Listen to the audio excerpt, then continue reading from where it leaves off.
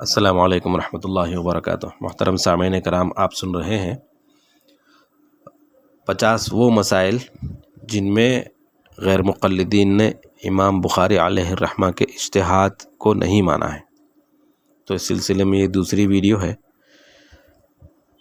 یہ ویڈیو مسجد میں محراب اور ممبر بنانے کے سلسلے میں ہے۔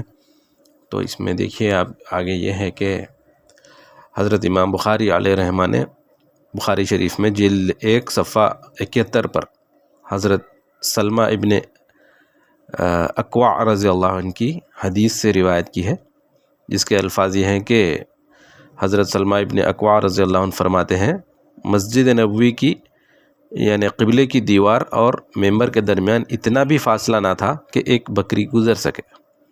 یہ بخاری شریف کی حدیث ہے۔ اب اس حدیث کی تفصیل بیان کرتے ہوئے غیر مقلدین کے عالم صاحب، کافی مشہور عالم صاحب ہیں، وہ علامہ وحید الزمان صاحب، وہ تحریر فرماتے ہیں کہ حدیث سے یہ بھی نکلا کہ مسجد میں محراب اور ممبر بنانا سنت نہیں ہے۔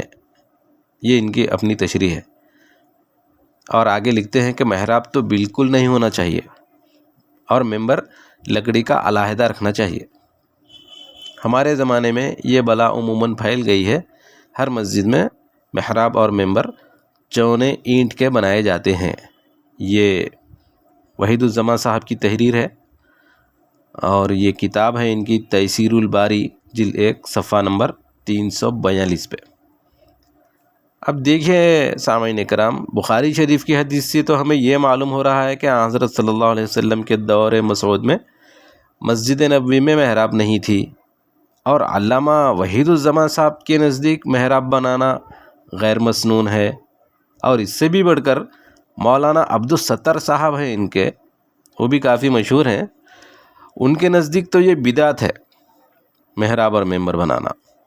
چنانچہ وہ ایک سوال کے جواب میں تحریر فرماتے ہیں، یہ ان کی فتاوی ستاریہ جلد 1 صفحہ نمبر 63 میں یہ عبارت ملے گی آپ کو۔ وہ لکھتے ہیں کہ بے شک مساجد میں محراب مروجہ کا بنانا ناجائز اور بدعت ہے۔ یہ ان کی تحریر ہے، لیکن بخاری شریف کی حدیث اور غیر مقلدین کے اکابر کی تحریرات کے خلاف موجودہ دور میں تمام غیر مقلدین کی مساجد، جو بھی مسجد جہاں پر مسجد اہل حدیث لکھا ہوتا ہے، آپ جا کر دیکھ لیں، یہ بدعت بڑے ہی زور و شور سے جاری ہے، اور ان کی ہر مسجد میں ممبر کے ساتھ محراب موجود ہے۔ آج کی ویڈیو میں اتنا ہی، انشاءاللہ باقی اگلی ویڈیو میں بتائیں گے۔ دعاؤں میں یاد رکھیں۔ السلام علیکم ورحمۃ اللہ وبرکاتہ۔